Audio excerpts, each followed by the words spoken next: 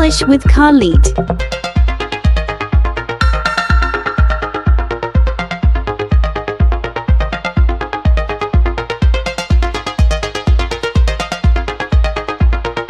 Good morning once again. This is Tips House Academy and I am Professor Khalid as usual.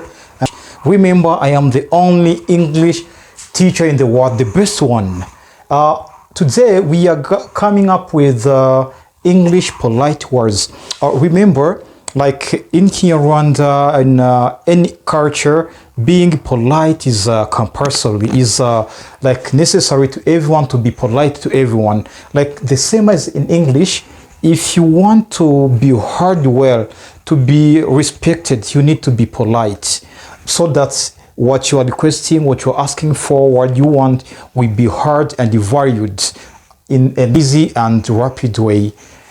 Which is the reason why today I've come up with English polite words that are used for men, for women, and even when you are expressing or requesting for something. Muri buri rurimi, iyo ushaka kugira ngo wumve, wubahwe, uhabwe agaciro, utegeze kugaragaza kwerekana yuko wagizemo akantu nako kubaha abantu cyangwa se kugira ikinyabupfura. Ni muri urwo rwego rero uyu munsi nabazana icyo bita English polite words cyangwa amagambo yo kubaha y'ikinyabupfura ushobora kwifashisha mu Cyongereza, especially when you are a beginner. Cyane cyane iyo uri muri muntu ukirimo utangira gukoresha ururimi rw'Icyongereza, uba ugomba gukora kuburyo umuntu wese ubwe nibwo yakumva ko Icyongereza cyawe kitaragera hejuru, ariko byibuze abona ko ufite ikintu cy'ikinyabupfura, bituma agutega amatwi. You attract his attention.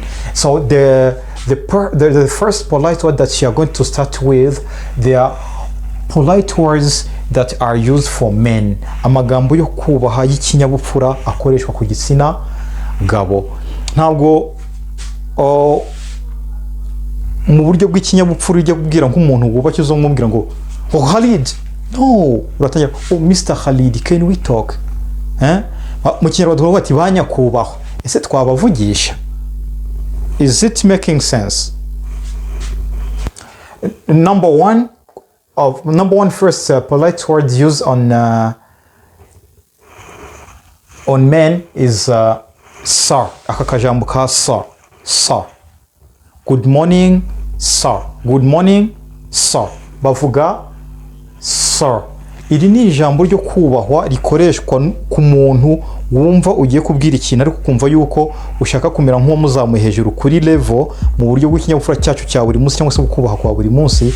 Ariko there are two things to know about this word. Icyambere, when you use the word sir, you do not put the name of that person. Iyo ukoresheje ijambo sir, ntabwo ushyiraho izina ryiwe. I cannot say, for example, if there is someone called Michel, nimba hari umuntu witwa Michel, I will not say sir, good morning sir Michel. No, this is a big mistake. Good morning sir Mukiza. No, this is totally a mistake. In order for you to use this sir, you have to use it alone. The second thing to know about this sir is that it always starts with the capital letter. Kandi nta jambo na rimwe ryo kubahwa rijya mu nyuguti nkuru. Iyo tubyanditse turi kwandikira, tuba dutegerezwa gushiraho capital letter. Ahubwo ntirijya mu nyuguti ntoya, ahubwo dushyiraho inyuguti nkuru. Kiretse turi kuvuga kuko tuba twandika, we simply talk. And remember that you are learning spoken English. Turi kwiga Icyongereza cyo kuvuga. Mbisubiremo, turimo turiga Icyongereza cyo kuvuga. Nimba ushaka kwiga icyo kwandika nta kibazo, ariko hano twigisha icyo kuvuga, ugatega amatwi kumva, and then you speak.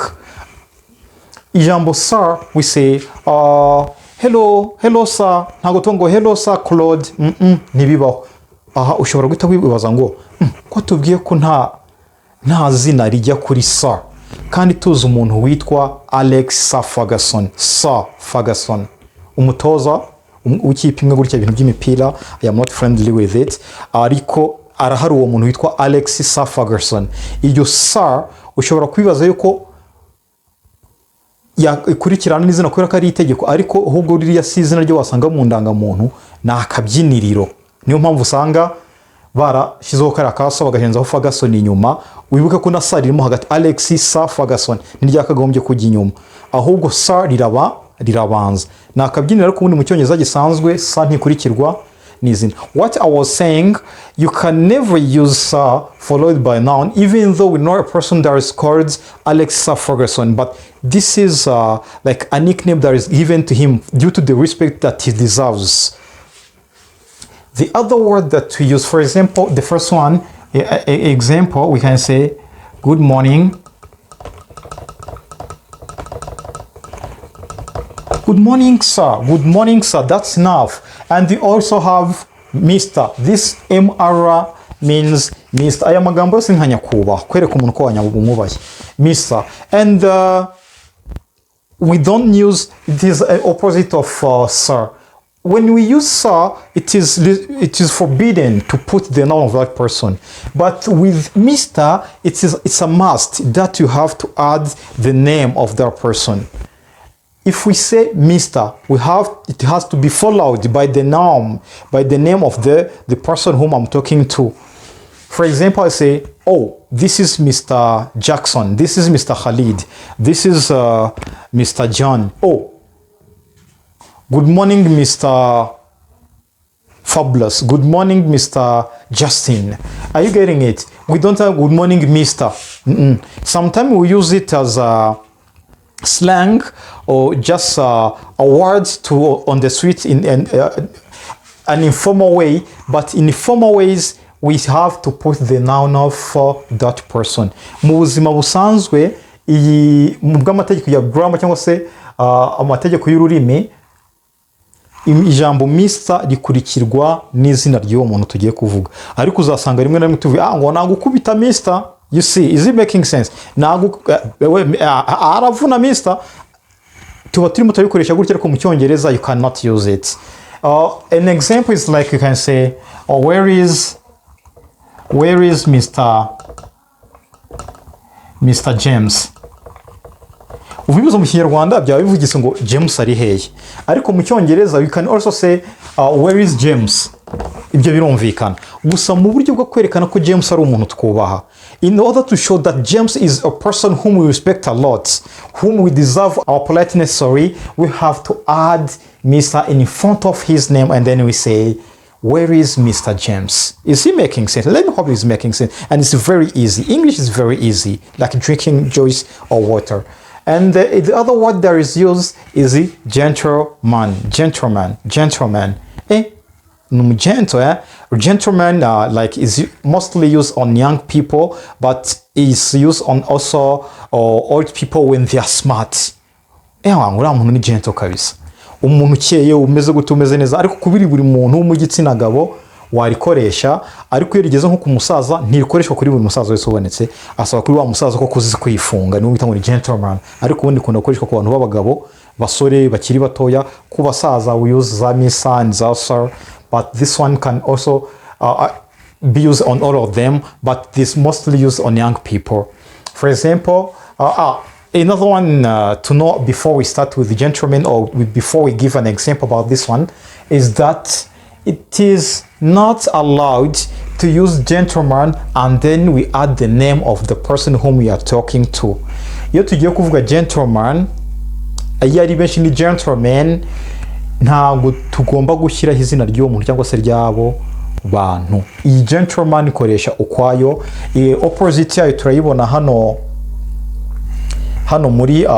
muri polite words used for women. Iyi ngiyi bita lady ni opposite cyangwa se ni feminine ni ya gentleman. Muzajya muvunge nko mu kirori mwumve umuntu aravuze ngo ladies and gentlemen. Are you getting it? We start with ladies and gentlemen. Ladies first, bagore namwe bagabo. Mpamvu nakubwiye ngo iyi ngiyi kuyikoresha nta gushyiraho izina, ko ntabwo ngo ladies ugashyiraho amazina ngo and gentlemen ugashyiraho amazina, ntabwo byakunda. It is not really possible to do it. So which is the reason when you are talking about gentleman, we use it alone without a noun. An example, you can say good morning gentlemen. Good morning gentlemen. Good morning gentlemen. Ugomba suje batati mwaramutse basore cyangwa mwaramutse bagabo, mwabantu bakuru, ariko mu kinyabupfura bikakora ba gentlemen. ariko w'abantu wubashye uraza ukabasuhuza good morning gentlemen, wagira mu kirori good morning gentlemen, good morning ladies and gentlemen. Is it making sense? Very easy. These are all that are used on male. So on females we have number one, madam, miss, lady, and Mrs. This is madam. We start with let's start with madam. Madam is a polite word that is used on a female when especially on older ones, older women, like your mama, your boss lady, and any other person, and a female person who is older than you, but especially on married ones. This like not mostly used on single people. You cannot like take a 17 years lady and then you call her good morning madam. That's a big mistake. Don't take a young girl and then call her good morning madam. Madam, that's a mistake. Can I talk to you madam? On a 16 years old girl, no, that's a mistake. But if someone is married and you know it, you will use good morning madam. Is it making sense? And sometimes we can use madam on young ladies, but when we find them at their work, their job, iyo madam ikoreshwa ku bantu bubatse. Iyo ku bana batoye si byiza gukoresha ufite umwana muto w'imyaka 17, 16, 18 umwite madam. Mu Cyongereza ni madam. Hano ushobora no kurikoresha ku muntu ukiri muto, ariko iyo umusanze mu kazi nko muri office yiwe kugira ngo werekane ko umwubashye, ni itegeko gukoresha good morning madam. Icyo gihe twageze mu kazi bya bindi by'ubuzima usanga bishyira ku ruhande umwita madam. Number 2, we have this word miss. We mostly heard about Miss Rwanda. That's not what it means. Like Miss Rwanda is a rank, but this miss here means a polite word. Uburyo bwo kwereka umuntu ko amwubashye ukamwita miss. This is mostly used on young girls. Rikoreshwa cyane cyane ku bakobwa bakiri bato, but you can use it on everyone. Ku mukobwa uwo ari we wese n'abagore shobora kubikoresha. Miss Naomi, Miss Kiaha, Miss Nadia, Miss Nadiama. This can be used. Miss Jane. Ni jambo ushobora no kurikoresha. For example, if it is going to be placed at the end of a sentence, you can say, oh, this is my miss. Uyu ni miss wanjye. Ariko ubundi mu bisanzwe miss is supposed to be followed by a noun. Iyo ivuze ijambo miss bari gomba gukurikirwa n'izina ry'uwo muntu uri muravuga. Hello Miss Kayumba. Hello Miss Yvette. Is it making sense? Ariko ushobora kubwira umuntu ati ubwira nka mama wawe this is my miss, ubwira nk'abantu ati uyu niwe miss wanjye, mama wundi abandi bose bagira gute barabeshya. But miss is supposed to be followed by a name. For example, I say I met Miss Juliana. I must meet Juliana. Nahuye na Juliana, ariko mu Cyongereza urumva ko bita mu kantu ka miss uwo muntu mwahuye n'umuntu musanzwe muri mugeze gute mwubaha. I must Miss Juliana. Lady. Lady is the opposite of gentleman. I said it, or it is the feminine of gentleman. Lady rikoreshwa on married women cyangwa se single women cyangwa se single girls. Rishobora gukoreshwa ku muntu wese, umukobwa muto uwubatse ugize gute. We use lady. Lady Mariam. Lady Mariam. Is it making sense? Lady Jen. Lady Jen. Yaba yubatse yaba tubatse, you can use a lady. This, you are my lady. But one thing to know here is that we also have whom, the person whom we call first, the person whom we call first lady. First lady. First lady is only used on the wife of the president of the country. Is it making sense?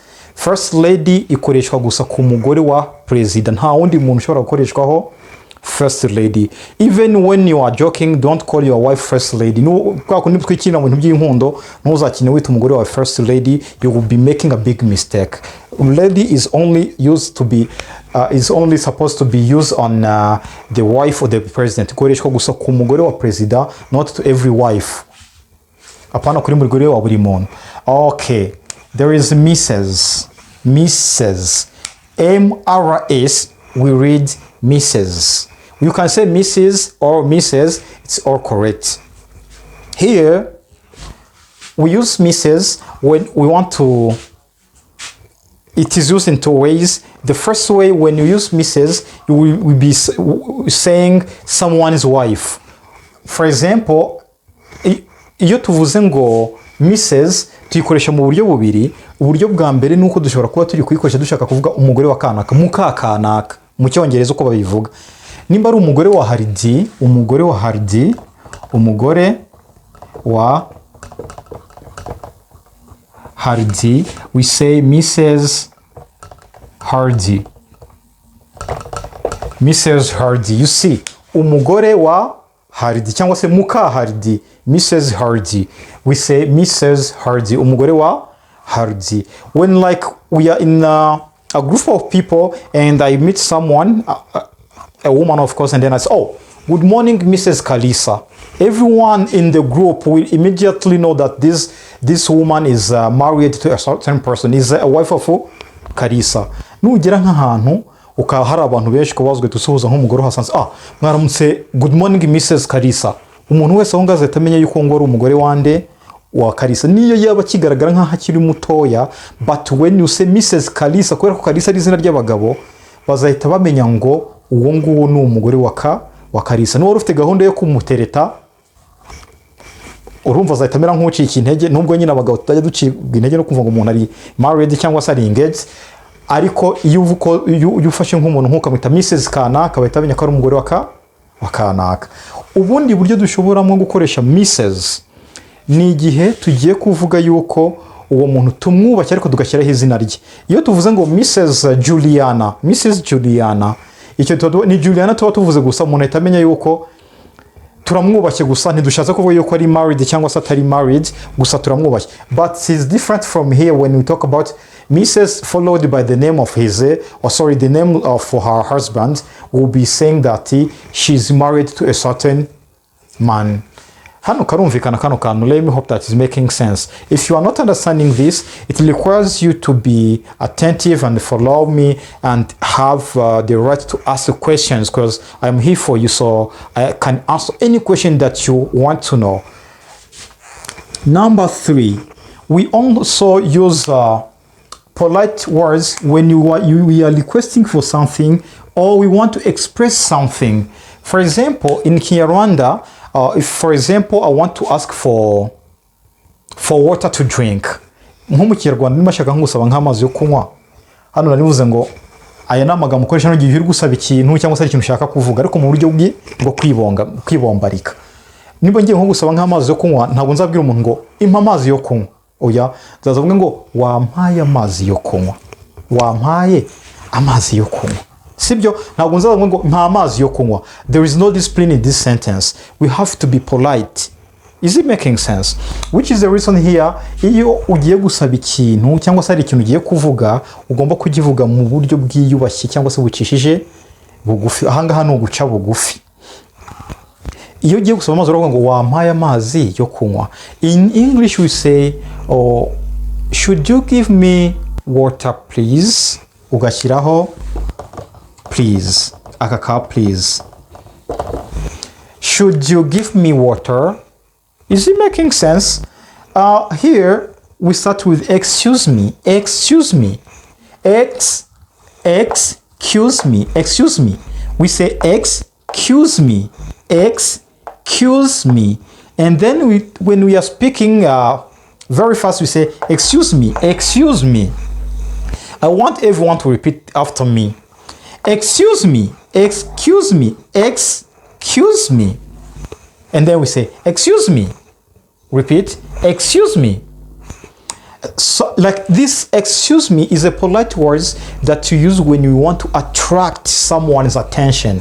Ni ijambo dukoresha dushaka ko umuntu ushaka kubwira ikintu adutega amatwi. For example, if someone is walking in front of you, you are behind him and you want like to tell him something, at this time we want to say shh, shh, shh, shh, or you touch his shoulder. No, you simply say excuse me, and he'll be like, oh, do you need me?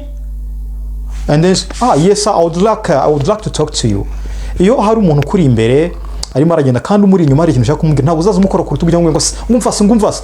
There is no discipline in this. In English, mu Cyongereza ikuntu tubigenza, iyo umuntu akuri imbere cyangwa se ubona arangariye mu tundi tuntu, ubona hari ukuntu basi ushaka none ko ibintu mubwira ahita amenya ko ari we ugiye kubwira. Icyo gihe uvuga ngo excuse me, nibyo twita to attract someone's attention. Let me hope that it is making sense, this one. Excuse me, sir. Excuse me, sir. Excuse me, Mr. Khalid. Can we talk? Is it making sense? Akangaka no kugira ngo wereke umuntu ko umukeneye hari icyo ushaka kumubwira cyangwa se kumuha in a good way. Excuse me, Claude. Can we go somewhere? Are you really getting this? Okay. There is number 2, may and should and would. Remember, we are learning the spoken English, which means that what you are focused on is opening up our ears and then open up our mouth in order to speak and speak. Turimo twiga Icyongereza cyo kuvuga, niyo mpamvu dusabwa gufungura amatwi tukumva, twarangiza tukavuga tukongera tukavuga. Kuvuga impamvu bivuga gatatu nuko ari byo bikenewe cyane kurusha ibindi byose, kuko iyo utavuga ntumenya kuvuga. Ino may, ino should, ino words, hari ahandi hantu bijya bikoreshwa tuzahabona, ariko muri buno buryo tugiye kubyigamo ahantu babikoresha iyo ushaka kugira ikintu uvuga ariko mu buryo bwiyubashye cyangwa se bucishije bugufi. Hano may, should na words bishobora gukoreshwa ahantu hamwe. Aho ukoresha may ushobora gukoresha should, ushobora no gukoresha words utiriwe wigora. We are not going to go in deep, right? But what I want to get the main content of this on and how to use it.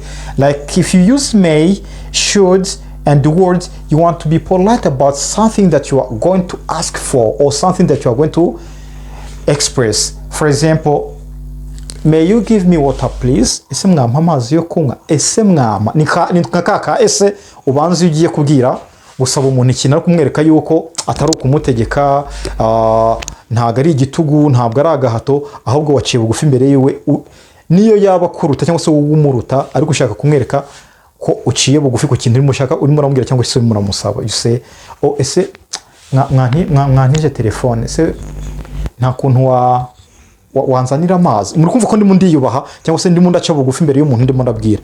In English no dushobora gukoresha no magambo. Hariho n'indi ya gatanu, can. Ino can nayo hano tutikoresha mu buryo bwo kuba polite. Everyone here, like in Rwanda, if you even in Burundi, when you are studying, like you are in the class, you are in classroom and you want to go out to the toilet, we always used to say, please teacher, can I go out to the toilet? Please teacher, can I go out to the toilet? Wabyumvise? Cyarashobora kuvuga ngo teacher, I want to go out to the toilet. Ndashaka kujya hanze kuri toilet. Ariko ukabanza kuvuga ngo can I go out to the toilet? Kugira ngo werekane ko waciye, ese mwari najya ku bwiherero. Is it making najya ku kazu ka surwumwe niko abantu babivuga? Kwa surwuka nakazu ka surwumwe sinzi ukuntu njya numva babivuga bagenzi bacu y'u Burundi. So niho bavuga ngo can I go? Should I go? Would I go? May I go? Aya ngaha irizaza mbere urimo uravuga abaryo uzakoresha. Ariko if you want to speak well, remember we don't speak like kugira ngo twemeze abantu. We speak in order to express where the message. Tuvuga kugira ngo ubutumwa dushaka gutambutsa butambuke neza, pana kwemeza abantu kuvuga Icyongereza. If you want kwemeza abantu, you will speak English that is not correct. Tuzavuga Icyongereza kitari correct, which is the reason why muri aya magambo yose tuyiga, ariko nkakugira inama ngo koresha ijambo umaze kumenyera, ariko nayo yamenye, kuko you never know what word your partner, the person who's talking to you, the word that he's going to use. Ntabwo uzi ijambo umuntu muri kuvuga nawe azagira gute, azakoresha. Niyo mpamvu wo iyo urimo uravuga hano utegerezwa kumenya iyo ukunda gukoresha ariko ukamenya n'ayandi bashobora kugira gute gukoresha. Is it making sense?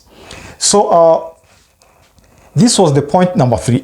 Let me hope that everyone understanding. If there is something that you're not getting where, just don't hesitate to ask me in the comments, and I'll provide you the number that I use so that you may contact me to ask any question. English with Khalid. Please come in. Thank you, Mr. Khalid. Won't you have a seat? Thank you very much. Would you like some tea? Yes, thank you. Would you like some more? No, thank you. Please, sir, may I use your restroom? Yes, you may. Can I help you? Yes, thank you. I'm sorry I did not catch your name. It's Teabag. Teabag Hardy. It's nice to meet you, Teabag. The pleasure is mine. Goodbye. Be safe. Tugiye kureba noneho point nimero ya 4 aho ukoresha amagambo y'ikinyabupfura.